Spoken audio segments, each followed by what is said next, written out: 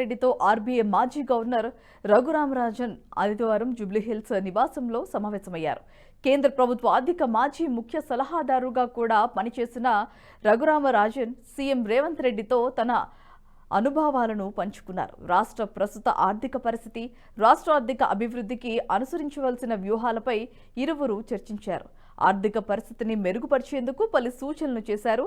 ఇక ఈ సమావేశంలో ఉప ముఖ్యమంత్రి భట్టి విక్రమార్క, శాసనసభ వ్యవహారాలు, ఐటీ శాఖ మంత్రి Sridharbabu, CS Shantikumari, special finance secretary Ramakrishnarao, CM principal secretary Seshadri తదితరులు పాల్గొన్నారు.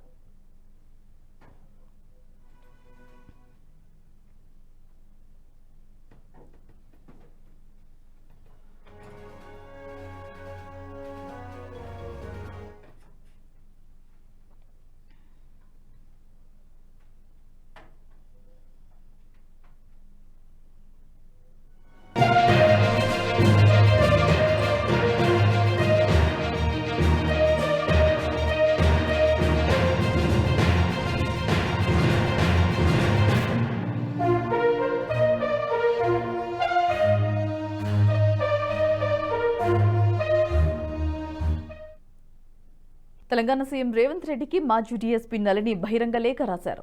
సీఎం రేవంత్ చూపిస్తున్న అభిమానానికి కృతజ్ఞతలు తెలిపారు.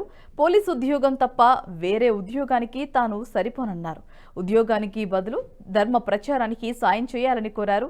ప్రస్తుతం వేదం జ్ఞానం అనే పుస్తకం రాస్తున్నా అన్నారు. త్వరలోనే సీఎం రేవంత్ రెడ్డిని కలుస్తానని నళిని తెలిపారు. ఇక ఇటీవల నిర్వహించిన పోలీస్ శాఖ సమీక్షలో మాజీ డీఎస్పీ నళినికి ఉద్యోగం అంశంపై సీఎం స్పందించారు. తెలంగాణ రాష్ట్ర సాధన కోసం ఉద్యోగానికి రాజీనామా చేసిన నళినిని తిరిగి ఉద్యోగంలోకి తీసుకురావడంలో అభ్యంతరాలు ఎందుకు ఉండాలన్నారు. ఆమె సుముఖంగా ఉంటే ఉద్యోగాన్ని ఇవ్వాలని అధికారులను ఆదేశించిన విషయం తెలిసిందే.